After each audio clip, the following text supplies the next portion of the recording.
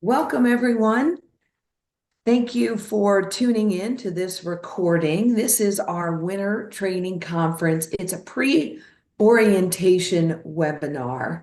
And this is really meant for the folks that are attending the 2-day new manager training that we're offering. And this is a precursor just to kind of get you started on some important concepts and introduce you to the NASCSP staff. So thanks for tuning in. We're going to talk through several things, but first I'm just going to introduce you in the next slide to the NASCSP WAP staff.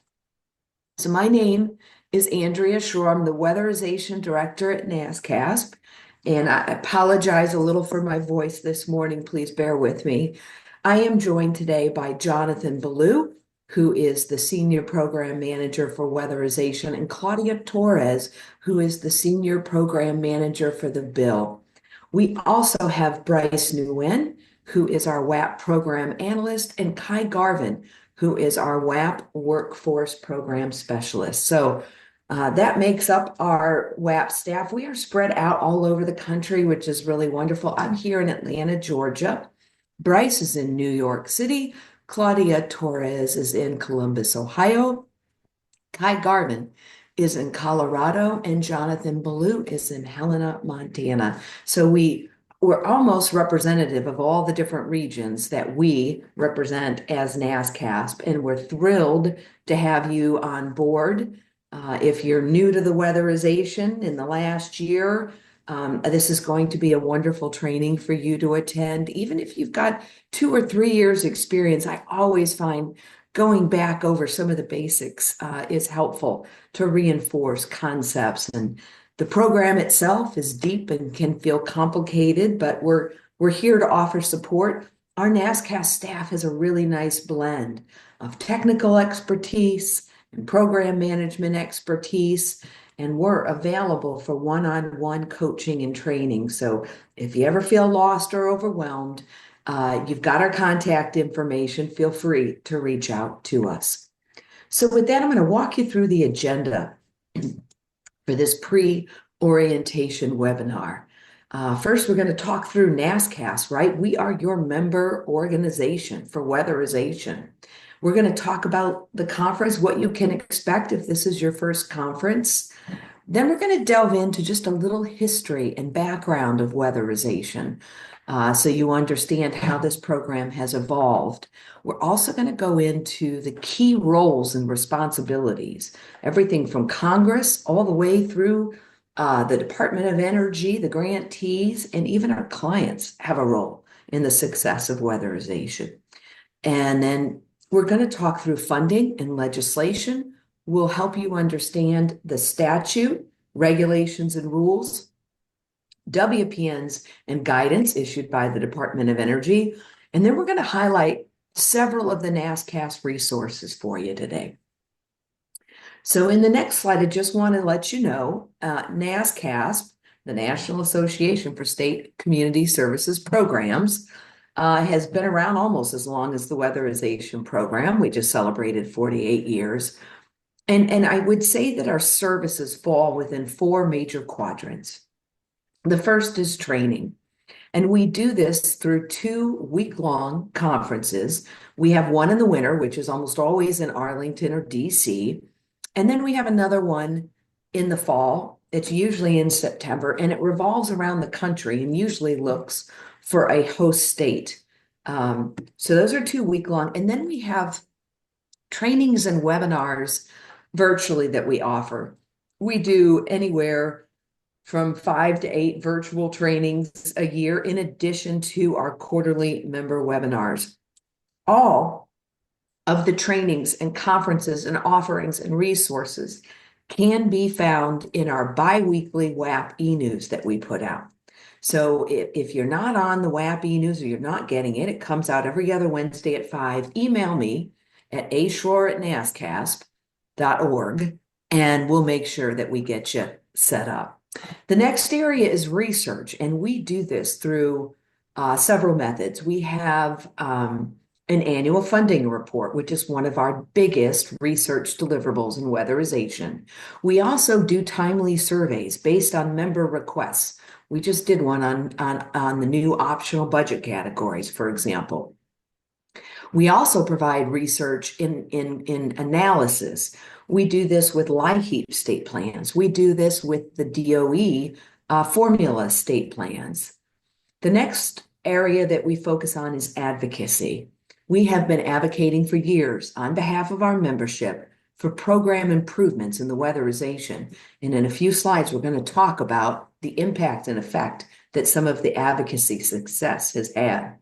And finally, technical assistance. We deliver one-on-one and direct technical assistance to our members. Some of this comes in the form of a simple grantee information request, reaching out to Claudia or Jonathan or myself with a question. Or it can come in the form of targeted program support. We put you through a series of 6 months of coaching calls. But either way, what I want you to hear from this slide is we're here to support you. We are your member services organization. Some of you are new, and we have a lot, there's 56 grantees. So if you see Jonathan or Claudia or myself and we've never met, please come up and introduce yourselves. We want to make sure that you feel welcomed in the network. We might assign a mentor to you while you ramp up in your weatherization learning. So again, don't hesitate. Please reach out to us. Okay, in the next slide, another really cool thing about NASCSP is every one of our board members is made up of your network. So it's the weatherization and the CSBG membership that makes up our entire board. Your current WAP program chair, who advocates for you, who is our facilitator and your main representative alongside with the NASCSP staff to important DOE and other federal meetings, is Stephanie Encinas Hondo. She is from Colorado. And then we also have an executive board made up of our executive director, Cheryl Williams. Our current board president is Beverly Buchanan from Arkansas. And in the next slide, in addition to this executive board, we hold elections every 2 years, and you elect regional representatives. There's 2 from every region.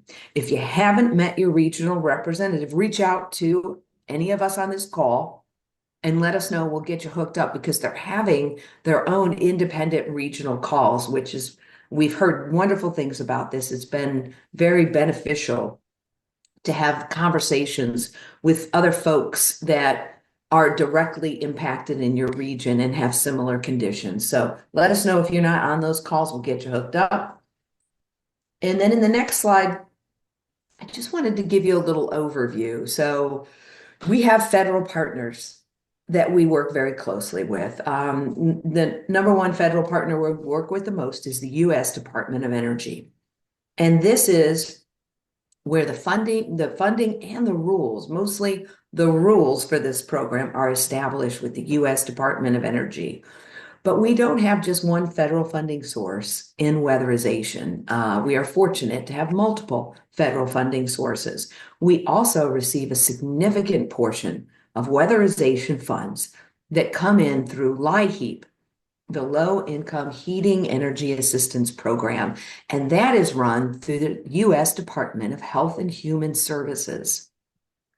So those 2 funding streams come together and form a good portion of how weatherization is funded. And we also have other funding sources that we'll go through in our resources slides. But those are probably the 2 biggest federal funding partners that we have. So we have the U.S. Department of Energy and the Health and Human Services. And in the next slide, in addition to our federal partners, we have national partners that we work with. We have CAPLA. You can kind of consider this the legal arm of the local community action agencies. We get some really good information and resources from this wonderful group. We work with NCAF, and they're kind of the advocacy arm of the network. Our sister agency is the National Community Action Partnership, also known as NCAP. We work with them on conferences, webinars, trainings. We do work together on an annual funding report, and they help us with the collection of leveraged funding. We also work with the National Energy Utility and Affordability Coalition, NASCSP, which is the National Association of State Energy Offices, Energy Out West, and NEADA. We come together on important advocacy issues as well, and many of the NASCSP WAP staff serve on the board of directors of these organizations. Next slide, please. Okay, so let's get into the conference. So what can you expect? One thing I want to let all of you know is, aside from the training, which, we spend several months developing the training content with the Weatherization Conference Planning Committee at NASCSP and the U.S. Department of Energy, but there's something else that isn't really listed in here that I think is so critical, and that is the peer-to-peer exchange that you're going to get while you're at the NASCSP conference. And so I think that the trainings are so valuable, but having some other folks that you can have real conversations with and talk to and bounce ideas off of is where some of the magic happens at our conferences. So to start off the day, on Monday, February 3rd, we're going to have a 2-hour session leading through change and uncertainty. And then we're going to have a long peer exchange opportunity. We are going to do a field trip to some of the national museums. So we'll be busing everyone over there. I strongly recommend that you go. This is such a great opportunity to get to know other WAP grantee managers. All of our WAP staff will be attending, and so we hope to see you there. Tuesday, we're going to kick things off with a WAP manager panel called Hard Lessons Learned, Best Practices for Effective WAP Management. And then we'll move into unlocking contractor success strategies for engagement, retention, quality production. This is a workforce session. And then we're going to end out the pre-conference agenda with this important leveraging and collaboration models in WAP. How do you take the federal funding streams and expand them to do even deeper energy retrofits for our low-income clients? And then following the pre-conference agenda, for those of you that are also attending the core, we're going to have an expanded national partner panel discussion with everyone that I just showed you on a previous slide, talking about the road ahead. And then this is an important afternoon for Wednesday. If you've never attended a NASCSP conference, don't miss the WAP Member Planning and Action. This is only for NASCSP members, which are state staff. Followed by Thursday, we're going to have an annual WAP state plan training. It's going to be a morning session and an afternoon session. You're going to learn how to navigate PAGE. You're going to hear from grantee managers how they develop the budget before they actually do a budget in PAGE. You're going to hear about success strategies from another grantee manager on how they ensure that they deliver the state plan on time and work closely with the Department of Energy project officers to ensure a timely approval. And then Friday, we're going to have a What's Next in Weatherization, collaboration and new resources. And and I skipped Thursday. We have Data is Power, and this is a grantee will be sharing how they maximize data benefits to improve WAP administration. In the next slide, I want to let you know where you're going. If anyone else is directionally challenged, like myself, this is really important. I went to there are 2 Marriotts in Crystal City. And so I put the address on this slide for you all. It is 1700 Richmond Highway, Arlington. You must ask for the Crystal Gateway Marriott, and I would use the address because the other Marriott is a couple blocks away and nobody wants to have to walk with their luggage, 7 blocks. So just make sure you show up to the right Crystal Gateway Marriott. And that you should be in great shape. Okay, next slide. I'm just going to delve into a couple before I turn things over to Jonathan about our history and background. So Let me start by saying this program's been around since 1976, and NASCSP trails that by just 1 year. So this program's 49 years old. We have enjoyed bipartisan support and steady funding for almost 50 years.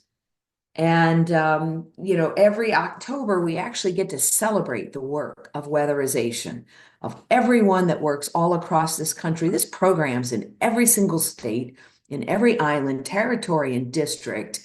And it has national training certifications that aren't limited to just one state or one county. You can take these training certificates and roam about the country with them. So I'm excited in the next slide to tell you just a little about the purpose of our program. Our mission statement in weatherization is to reduce energy costs for low-income households, particularly for the elderly, disabled, and children by improving the energy efficiency of their homes and making their homes safer to live in. That's a really cool mission to get behind. So I'm glad you're here with us, and welcome to the weatherization family. We have a track record since 1976 with the DOE funds. We tend to weatherize close to 35,000 homes, but in our latest annual funding report, that number is actually above 70,000 units, right? We go into 70,000 homes and drastically improve the conditions in these homes. For every $1 that's invested, we generate $1.72 in energy benefits and $2.78 in non-energy benefits. And these are things like reducing childhood asthma. But we'll get into some more of that later. So I just wanted you to understand the history and the longevity of this program. In the next slide, I know I mentioned some of the work that we did, and that should actually say Consolidated Appropriations Act of 2020. Sorry about that. But we have been working with the national partners. A couple of years ago, we only had a 10% admin. We were advocating, and successfully so, to get up to 20%. We got 15. We were happy with that win. It was a compromise. We were also able to change something set in statute, a weatherization date to a rolling 15-year weatherization date, which, as you get to understand the program more, will become more important to you. And then also we advocated for additional funding through the bipartisan infrastructure law, and $3.5 billion came into the weatherization program in 2022 for the purpose of weatherizing many houses, way beyond the 70,000 number.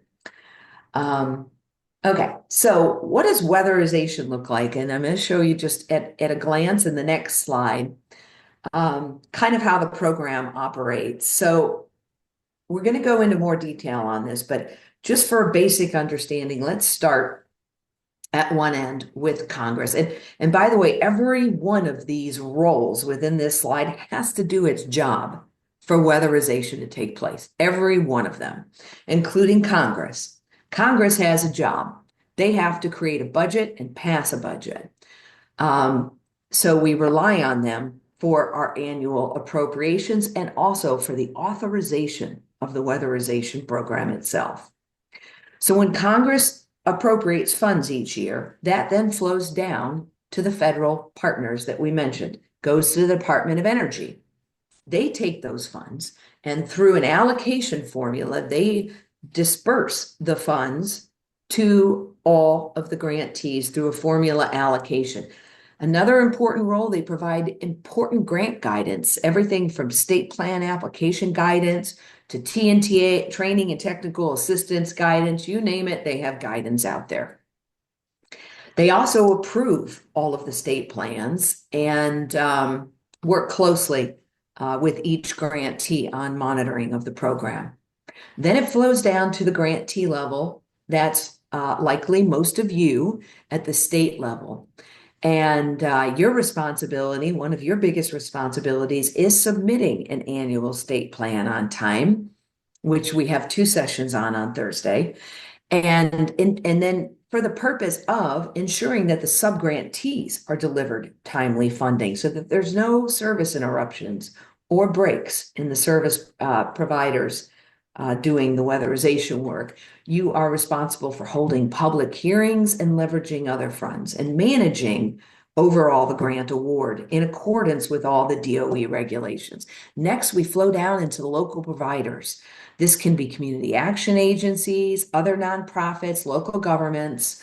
They're responsible for the actual weatherization in the home, uh, ensuring that clients meet the eligibility guidelines and that the homes meet eligibility guidelines. This is where the actual work happens, these local providers. And for any of you on the call on the local level, thank you for all that you do.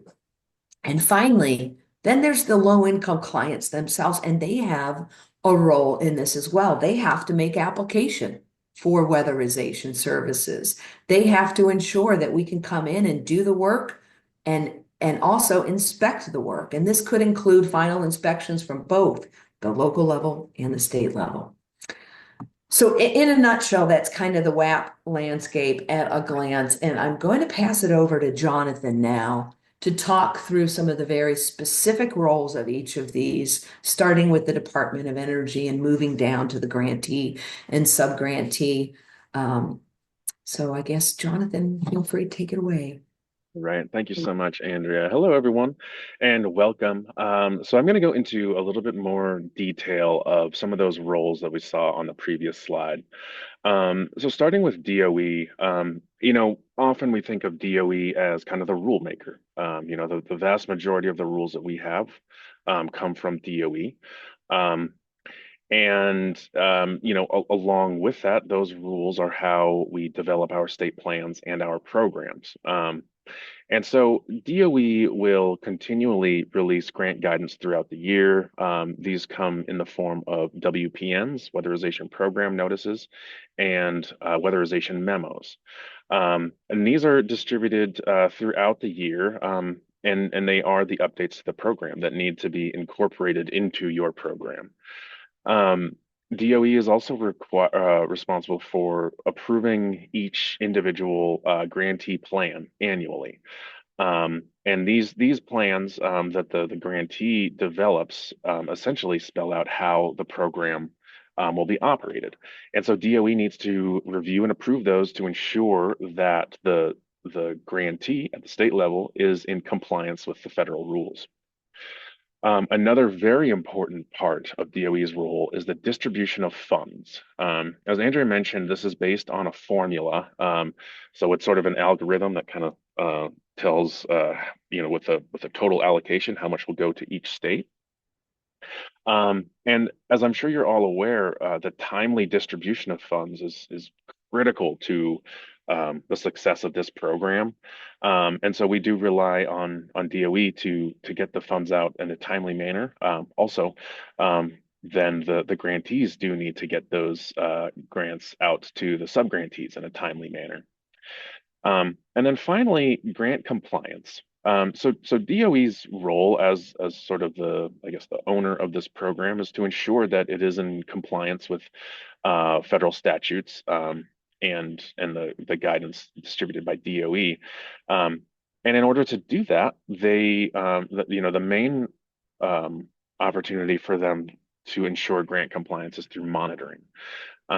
So DOE will monitor all of the grantees. They have a couple of different methods that they do this, and we'll talk a little bit more about it in a later slide.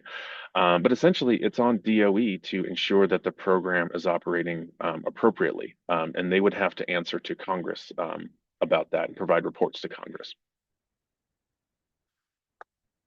All right, now the grantee role. So we're going to spend the next couple of slides on the grantee role, and then we'll move into the sub-grantee role, and most likely that is the vast majority of the folks on this call. So on the previous slide, we saw the things that DOE is required to do, and once they do all those things, all of that that work kind of falls to the state, the grantee. And so the grantee needs to develop their budget. And the part of this that I kind of want to stress is that even though each of these 56 grantees is following the same federal statute, the same program guidelines, and so forth, there is considerable differences in how these grantees operate their programs. Um, and some of those differences can be in the amount or availability of leveraged funds. That can be a large benefit to a program, though it's not one that all programs enjoy. But the budget development will look a little bit different in different grantees. And you see here, the budget development is a part of the state plan. So this is done annually. Um, and you can see there's budget categories, there's decisions that need to be made at the grantee level about which budget categories will be used. There are optional budget categories that are allowed in your budget that can have a big impact on lowering your ACPU. We advise to explore all of the opportunities for the optional budget categories. Um, Now, the next thing is the distribution of funds. And this is really critical. We all sort of feel the squeeze when, we have a 12-month grant and it takes 2 months for the funds to come in, and, our 12-month period of performance shrinks down to 10. Um, and that's a pretty common thing. And so one thing that I want to stress is that for the grantees to be prepared to distribute your funding as quickly as possible. Get your contracts prepped for your sub-grantees, get them ready to go, just to alleviate that time, to shorten that time. Now, the state is also needs to provide guidance to the subgrantees. The DOE will put out federal guidance, and then the grantee needs to interpret that guidance and put it into play into their program. So new guidance might require a policy change. It might require forms to be amended. Things like that. New training may be required. And so the state is going to be responsible for um, distributing all of that information to the subgrantees and helping them apply it into their programs to ensure that compliance with federal rules. Um, one of the choices that a grantee makes is what is allocated for admin. Now, DOE rules state that a grantee can retain a maximum of 7.5% admin, and a grantee can distribute a minimum of 7.5% to the subgrantees. So the 15% admin rate, it can be split down the middle and half to the grantee, half to the subgrantee. However, that is the minimum distribution allowable to the subgrantees. 7.5% to the subgrantees is the minimum. You can do higher than that, which would in turn lower the amount to the grantee. All right. Quality assurance and program integrity. Really, the sort of the main way that we do this is through our monitoring. And monitoring, typically kind of falls into three categories. Technical monitoring, kind of your on-site, your blower door testing and air leakage test, all that kind of stuff. The programmatic is to look at programmatic parts of the program. And then fiscal is the fiscal operations of the program. Sometimes you see fiscal wrapped into programmatic, and there's just technical and programmatic. In that case, the fiscal monitoring would be wrapped up into the programmatic. And each state is different in how they do this. Some states may have different folks focusing on technical versus fiscal.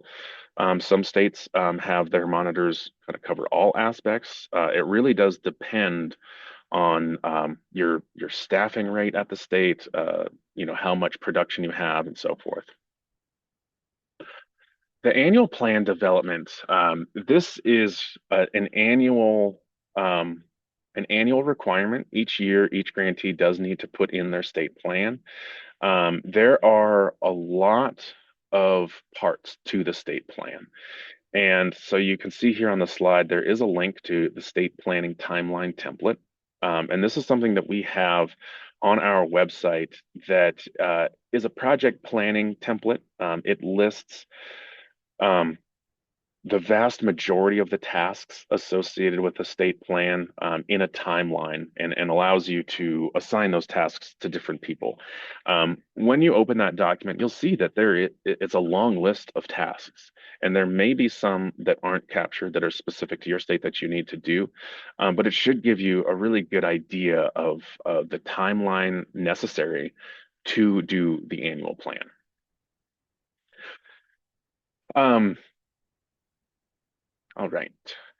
Now, to move into the subgrantee, so as Andrea said, this is boots on the ground. This is where it happens. This is where the energy audits happen, the installations, and so forth.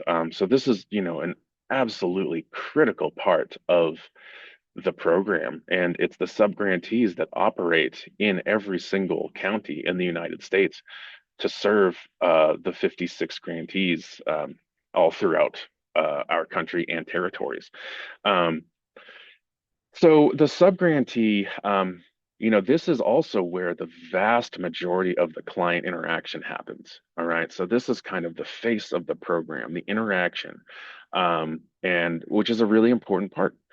Um, this is where the intake and eligibility is taken care of, um, and the scheduling of the audits and so forth. The staffing rates at subgrantees, this you will find varies quite a bit. You might have a large subgrantee, for instance, in Chicago, that is a very large organization, and you might have a subgrantee that is, in a rural area and might serve a county or two and has a very, very small annual budget. And so that is the scale of what a subgrantee can be. It can be a very, very small operation where someone wears many, many hats, or it could be a large, more of what we think of as like a sort of a corporation. Um, the subgrantees also have, are sort of faced with the difficult task of making sure that they have the appropriate number of contractors and staff to meet their production requirements. Um, Certainly, there's been an influx of capital into the program, and production, has needed to increase. And the subgrantees have felt that squeeze. They need to procure contractors and they need to grow their staff, and that has been a challenge. And the last thing that I want to mention specifically about the subgrantee role is quality control. Now, there's a couple of terms that we throw around. We throw around quality control and we throw around quality assurance. Now, quality control is really sort of done in-house, right? In weatherization, it's the crew verifying that they did everything that they did. They're signing off on their work and they're saying our work is good to go. That's quality control. Quality assurance is when sort of a third party comes in to ensure, that the work that was done meets the standard. And so quality control happens at the sub-grantee level, and quality assurance then happens at the grantee or the DOE level. But the quality control is really critical to the program integrity. It's certainly a lot more cost effective to fix issues while the crew is there. And that's where the quality control, really becomes really, really important. All right. So on this slide, I want to just walk through, this is kind of a flow chart of the weatherization process. And there may be in your program some things that are a little bit different, but generally speaking, this is sort of how the process will go. Um, and so it starts with just sort of the promotion of the program. How would clients know that it's there, and reaching out to them? So awareness is where it starts. And then we go into eligibility. We need to make sure that our clients are eligible to receive services, and we need to make sure that their eligibility falls within the time range dictated by DOE, which is 12 months. And then once we have eligible applicants, we need to prioritize those. DOE allows prioritization based on children in the family, elderly, and so forth. And so a lot of states will apply sort of priority points to some of these demographics to create the list in order for which that they should be serving the clients, in that the highest need gets served first. Um, so now that we have the list of eligible clients, the auditor can start sort of the background familiarization. And this might be, looking at the home on Google Earth or Google Maps to see what it looks like, getting utility data, and sort of figuring out what the scope of the audit might entail. Um, From there, the auditor will do the actual audit and develop the work scope. That work scope will go over to the contractor or the crew for installation. And as I mentioned earlier, quality control will then happen once the crew feels that they are done. Their crew leader will sign off on all the work before the crew leaves. And again, that's the quality control aspect of it.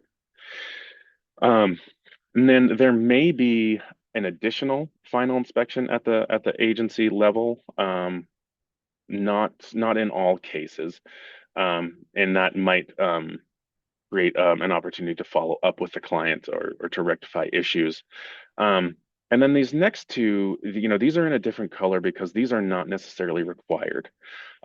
A state monitoring visit, it may happen to that specific house, but it is a sampling of the production um, over the year where the state monitoring visits will be selected from.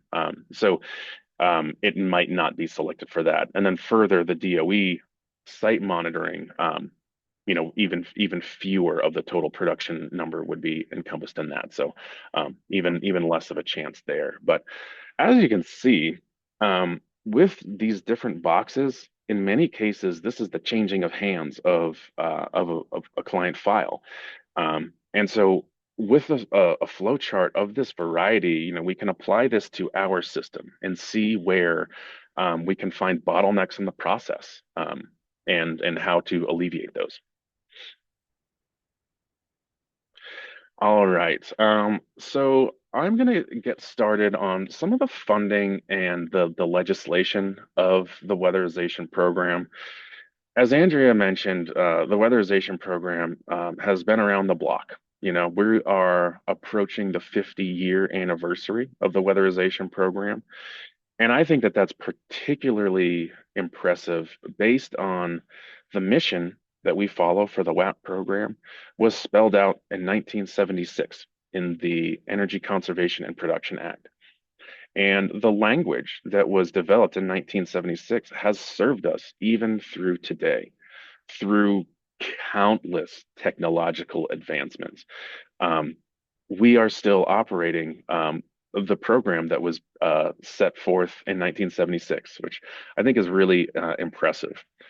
And as you look down this list, these are sort of the bills that have affected the weatherization program and reauthorized it through the years.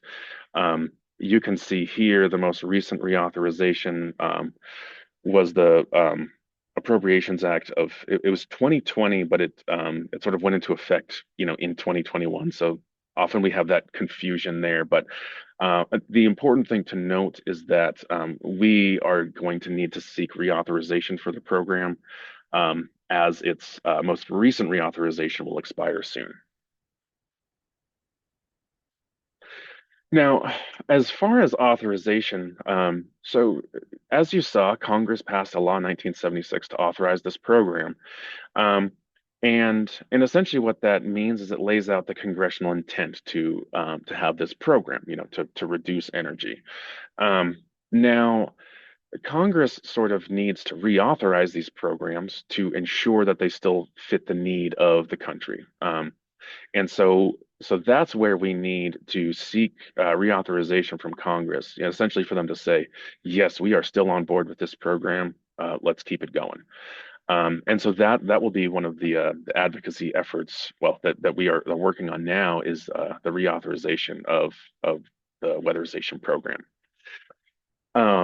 The reauthorization also offers an opportunity because it is a bill that will be passed by Congress we have the opportunity to potentially make changes, which can affect the statute, which is required through Congress. So it affords the opportunity to not only reauthorize the program, but to make adjustments to make it work a little bit better.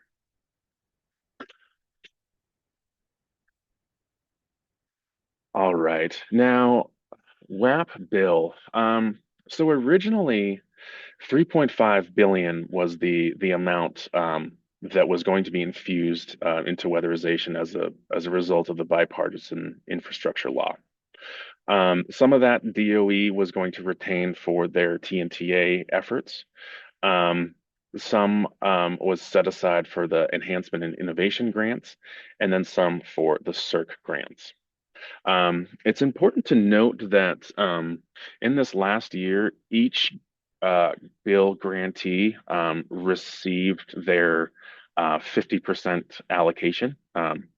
And now, now states are, some of them are in the process of meeting the milestones to receive their final 50%. But essentially, at this point, of the money that was going to hit the network, half of it is out there, which is really, really great news.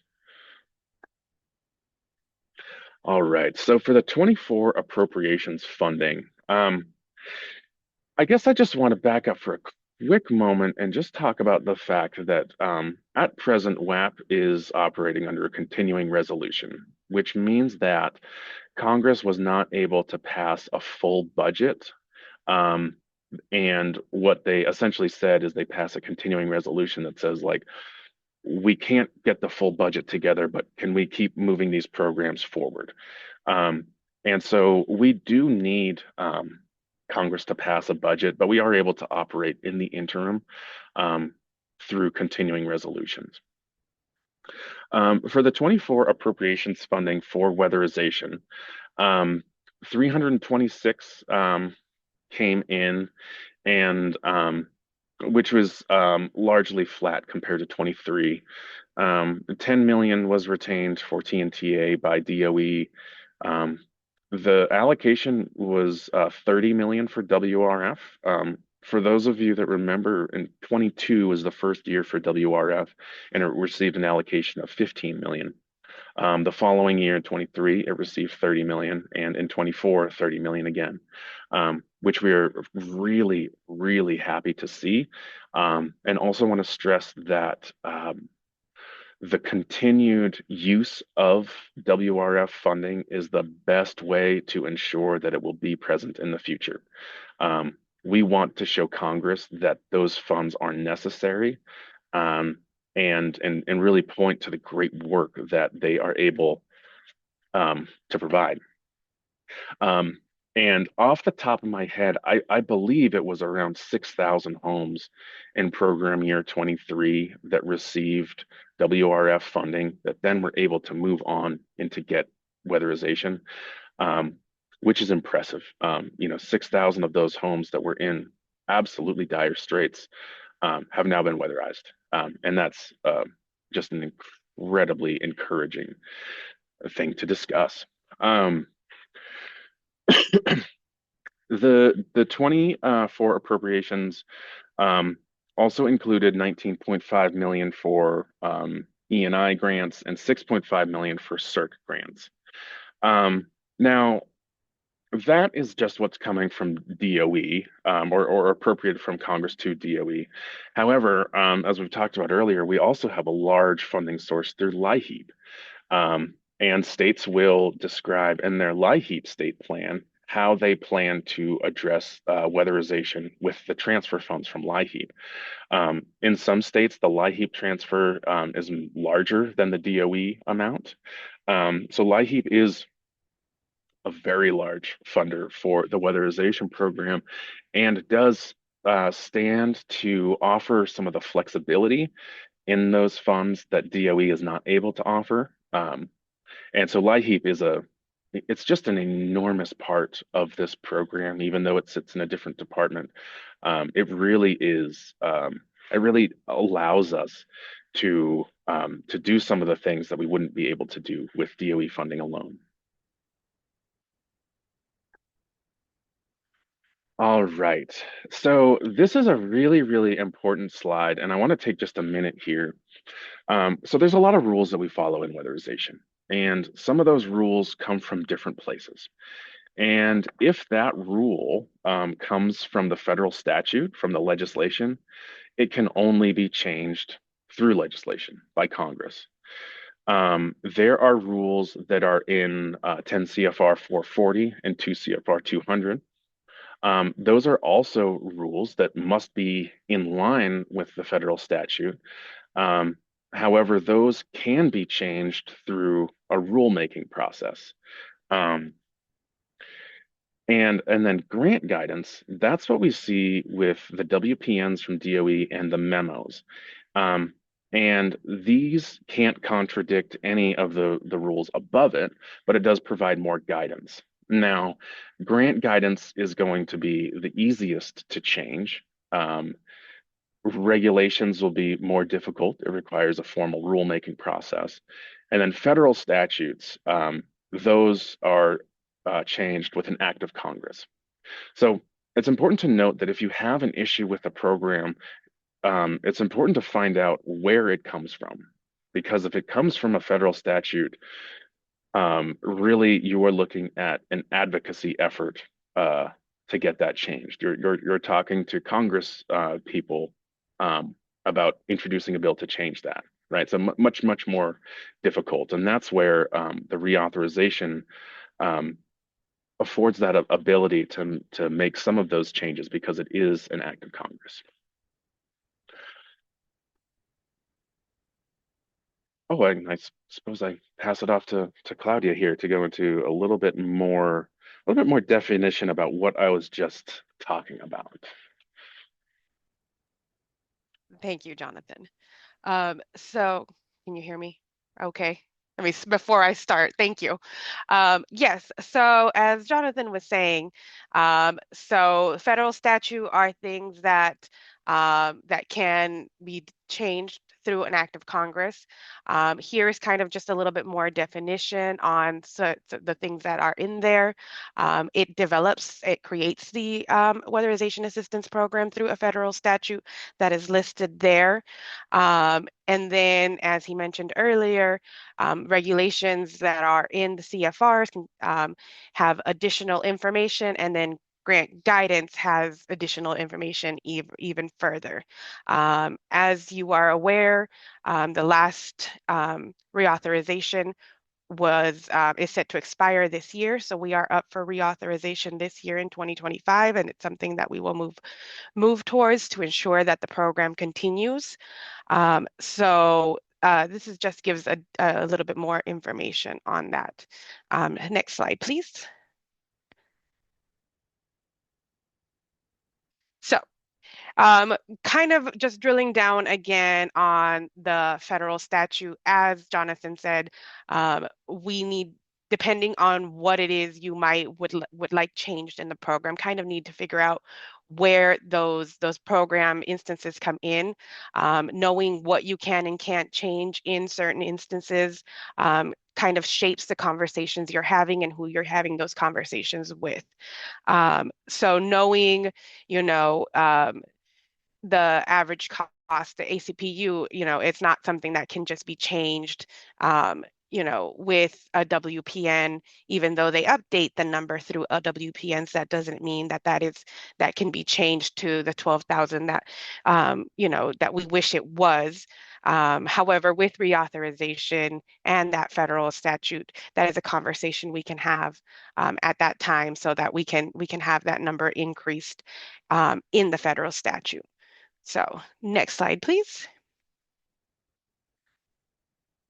So the Code of Federal Regulations, or the CFR, is the codification of the rules published by the Federal Register and the federal government, as Jonathan mentioned earlier. For the weatherization program, that is Part 10 CFR 440 and 2 CFR 200. And the difference is one covers the program matters, the other covers the financial matters. There is a lot of great information in those two CFR parts. However, just know they are very legal jargon documents. So they can be a little convoluted to read if you are not of a legal mindset, saying as a person who is not. So it is great information to have. It is great information you should know, and it is worth taking a look at. Just be aware that it might be a little bit difficult to read, and that is something that we are happy to discuss in more detail with you. And we are happy to just kind of revel and dig down a little bit deeper on something you may not understand. So next slide, please. All right, so 10 CFR 440, it offers the interpretation of WAP. It gives everything from the scope, the definitions, allocations, requirements, oversights, and reports. So 10 CFR 440 is where you really want to be so that you can kind of make sure that your overall weatherization program is running as it should be. And it's mentioned there, Appendix A provides the standards for the materials. Um, whether this is where you want to go if you want to go and find, hey, is this measure allowable? Am I allowed to do this in the weatherization program? I'm not exactly sure, if I can do this with this funding source. This is your first place to start is in the CFR so that you can ensure that you're running the program correctly. Um, so the regulations are written as broadly as possible within this requirement of the statute. So as weatherization staff, you're not boxed in into a corner trying to decide this is the only thing that you can do. Sometimes they feel stifling, but they also protect the program and it ensures that the true mission of the program is carried out, which is energy efficiency. Next slide. All right, so let's jump into program notices, weatherization program notices, and that's something that most of you are probably most familiar with, as this is something that comes a little bit more frequently out through email communications, from various sources, all referencing WPNs. And WPNs are issued by the Department of Energy, and it kind of gives additional guidance on the program, kind of gives more details, more information. You can locate them at the DOE website.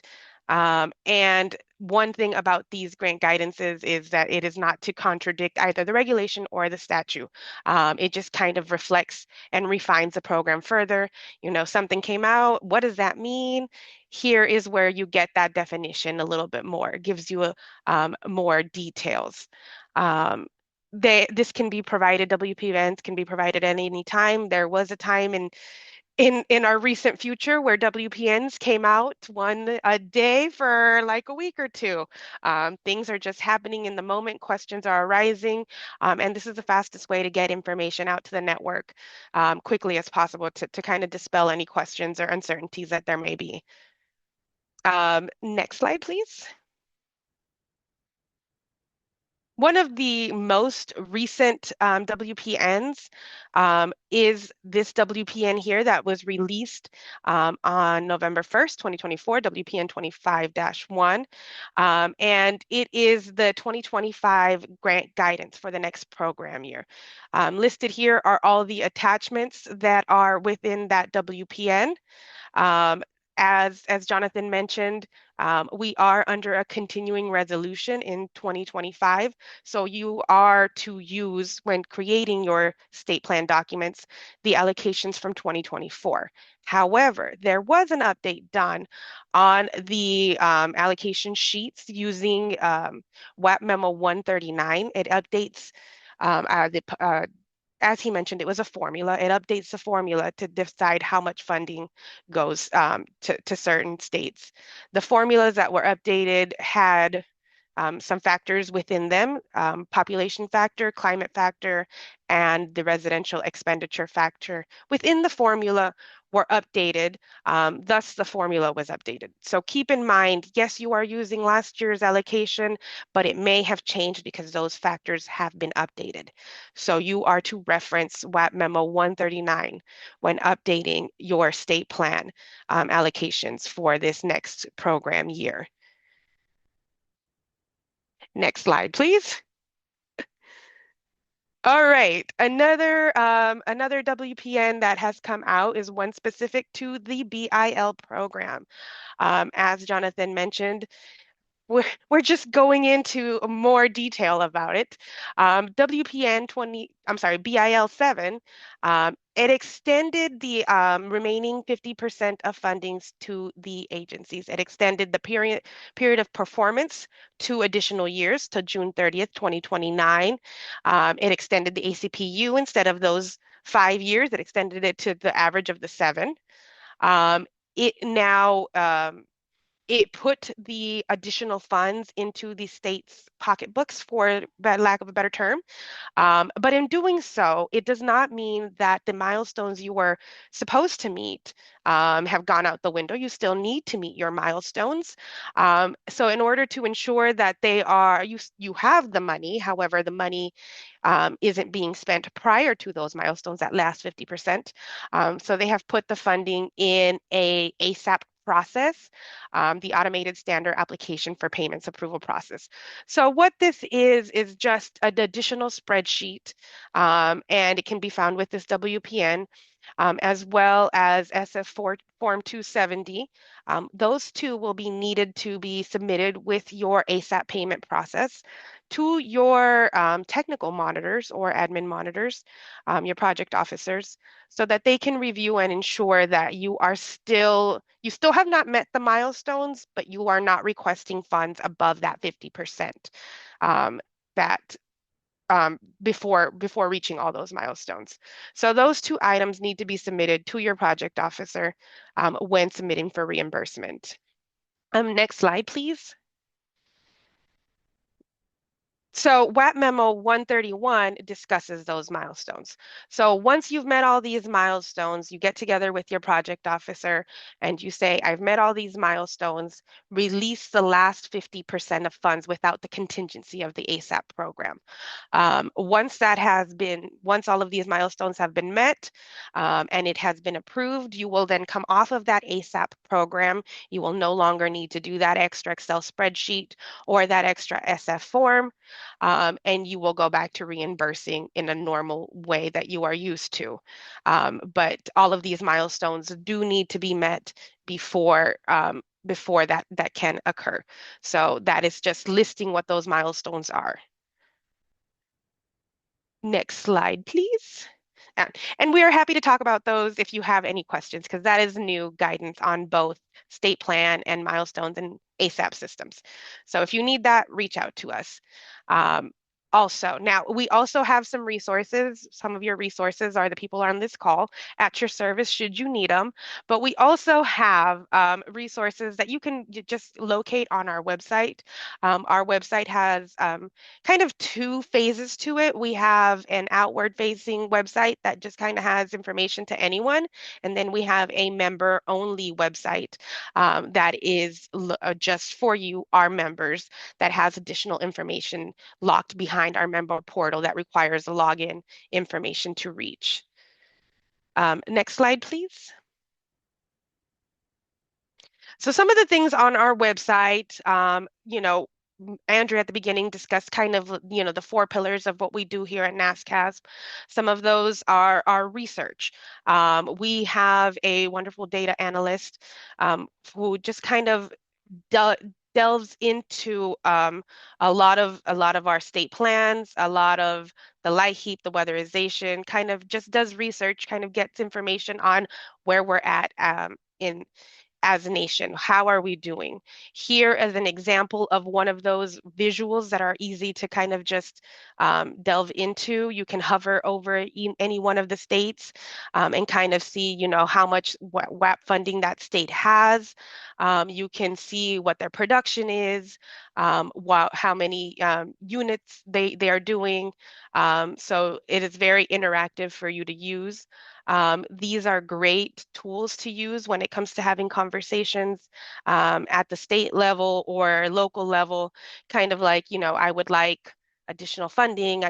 We're not doing enough. We're doing great. We're doing more. This is a great way to just kind of see what everyone else is doing, gather information, and kind of become innovative in your own right. So.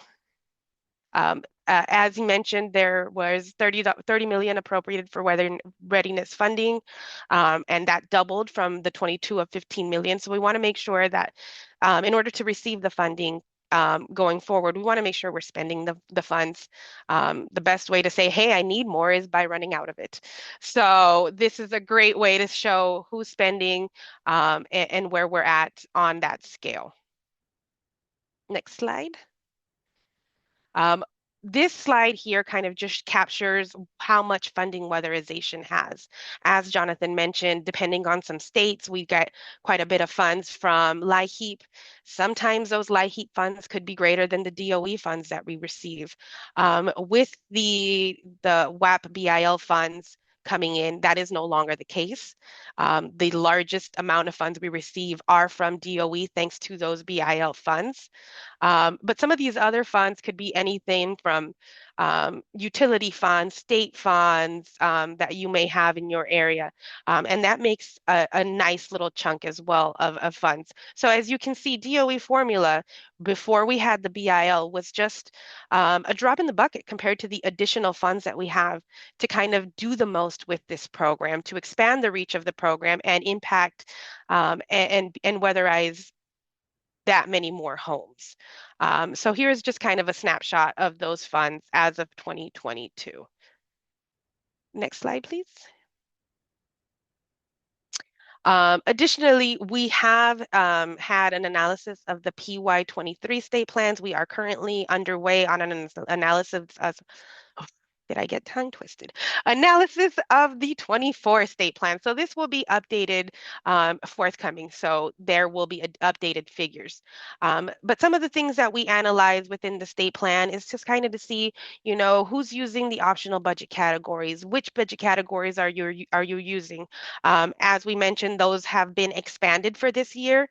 So you can use an expanded list of budget categories for your PY25 state plan and when you request the last 50% of your funds through the milestones.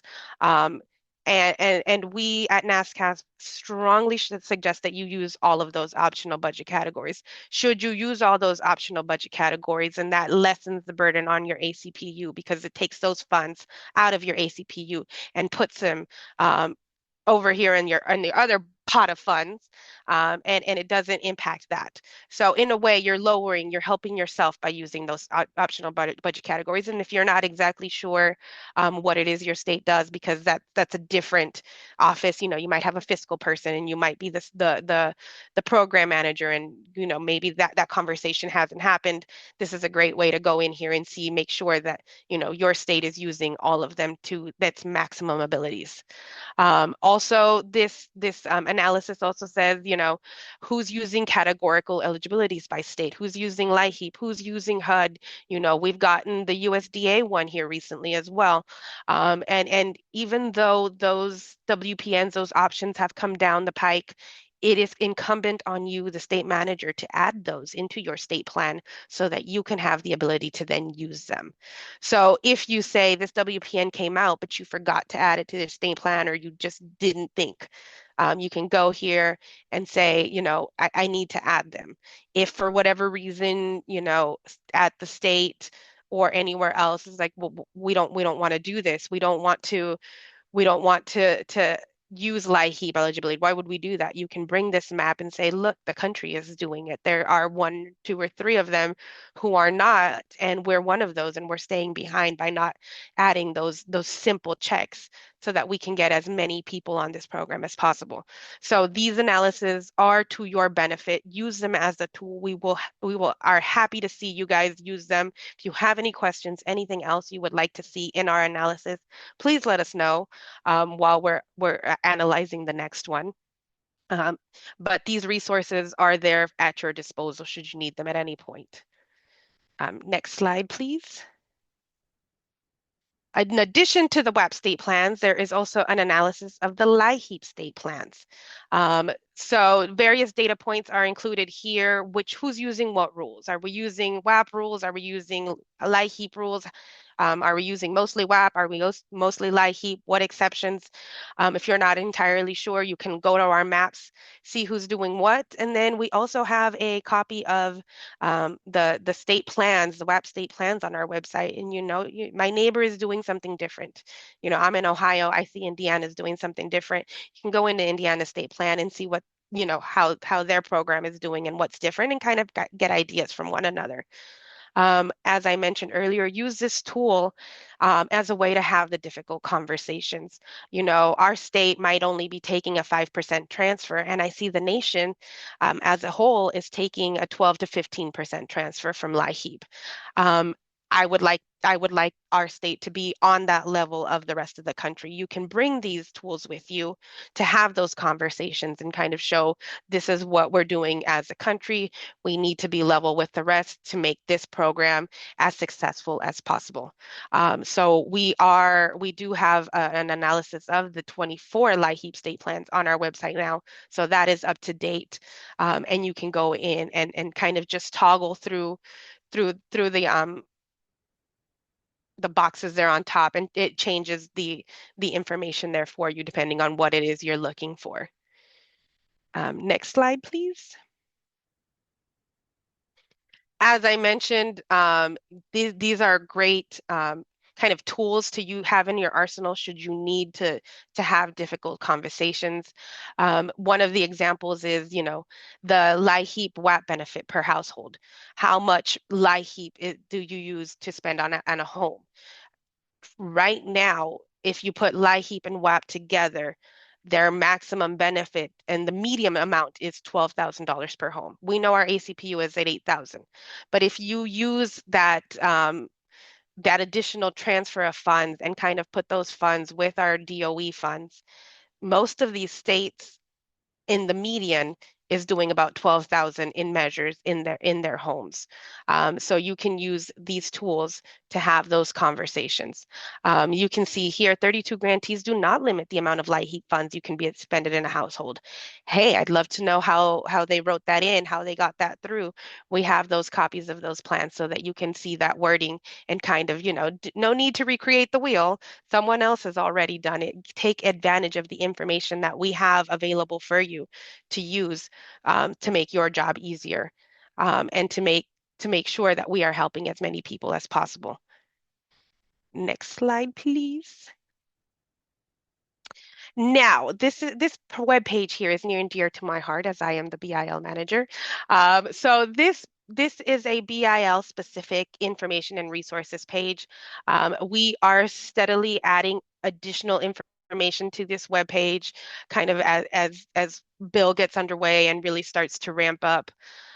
If there is anything here on this page that you'd like additional information, please direct those emails to me, and I will gladly strive to add those resources to this webpage as we go along.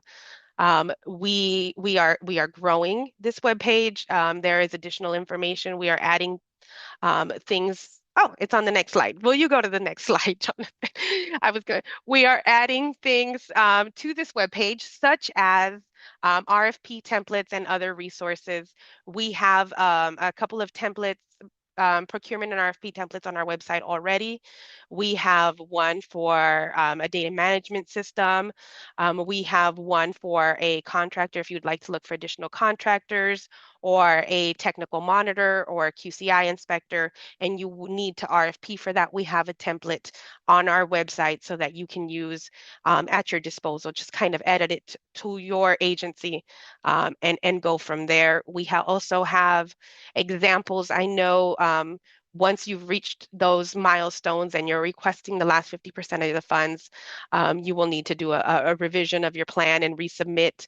And that is where you can do those changes if you need, hey, another state is doing something different, and I'd like to change so that we can better spend the last of these funds. This is where we have templates and samples of other states' policy and procedures manual, health and safety plans, and TNTA plans. So you can look here on our website. And like I said, don't recreate the wheel if you don't have to. If somebody's already doing it and doing it well, feel free to look through these samples and templates. And pick and choose things that you can be useful to you in your state. Next slide, please. Um, in addition to NASCSP resources, there are also a variety of federal resources that you can that you can use to your advantage. DOE's SCEP website has documents and training resources. And as Andrea mentioned, we have a host of federal partners as well, national partners. So you can use those partner websites as well to gather more information and resources that they may have. And they're listed and hyperlinked here. So we will also have this available for you to to gather that information. Um, there are an abundance of resources out there. Um, don't pigeonhole yourself to one website, to one agency, one person. If we don't know it, one of our partners probably does, and we will happily put you in contact or get that information for you. Next slide. As I mentioned, not all of the information on our website is public. Some of it, a lot of it is behind our member portal. The information that is kind of behind our member portal is information that is more sensitive in nature to our states. It has peer-to-peer requests, webinars, state plans, monitoring tools, resources, RFPs are behind our member portal. If there is something that you think your state does well, you're proud of it, and you would like us to add to our member portal, please send that to us. We will happily add that to our website so that other people can use the resources that you have painstakingly put together. We are all in this together. This is a network of we all want the same thing. We all want to help as many homes as possible. We all want to do the best work we have as possible. And if you've done something in your state that, you feel you've done well, that you feel would be beneficial to other states to have access to, we will happily take that information and put it behind our member portal in any one of these areas or anything else you might have.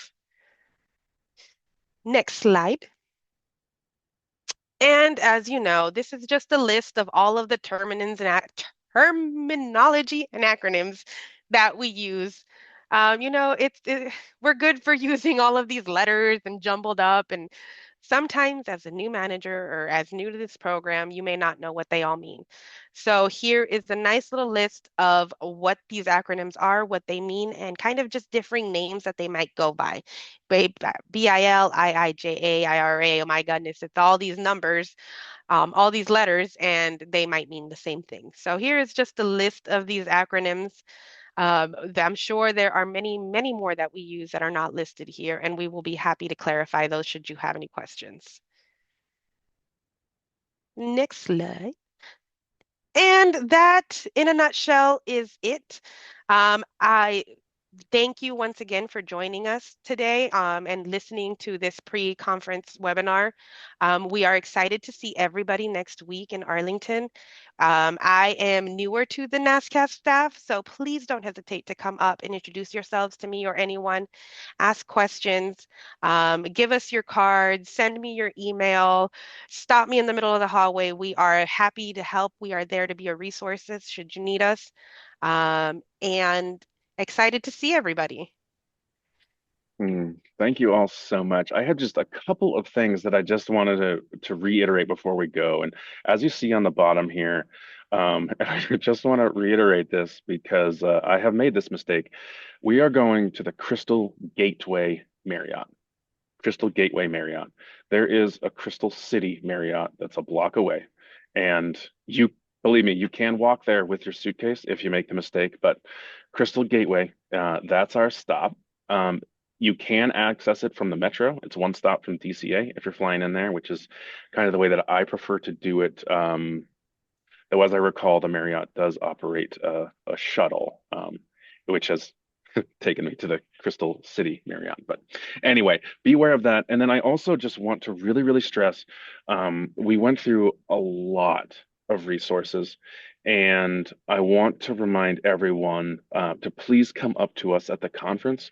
We are always wanting to meet our new members. We're always looking for new people to present sessions and join working groups. So if you want to get more involved in your program, please talk to us, and we can find a lot of ways um, to increase your impact. And then the last thing I'll say is I just want to make sure that everyone um, that is a member of a grantee, okay, so if you work in weatherization and you work for a state, you are a member of NASCSP, and we need to make sure that you have access to the member portal and access to our biweekly e-news where we have a lot of updates, training webinars, and so forth. So please make sure that you are signed up for those. And if you are not, please reach out to us. And I really, really look forward to seeing some folks next week in Arlington. Um, and with that, I suppose we can probably close this down. I want to thank everyone for their time today. I also, again, I want to reiterate that there's no possible way to remember everything that we just went through. Please reach out. We love helping our members finding solutions. And really, if ever you are looking at a blank sheet of paper because your supervisor told you to create a form or a policy or something, give us a call because I'm almost certain that we can find something that's like 80% there, right? We share a lot in this network. I don't know of anyone that really considers much of anything proprietary. We share policies, we share forms, we share ideas. It's a very, very open network that way. And so use that to your advantage. All right. Well, with that, I suppose we can bid you all adieu, and we will see you next week.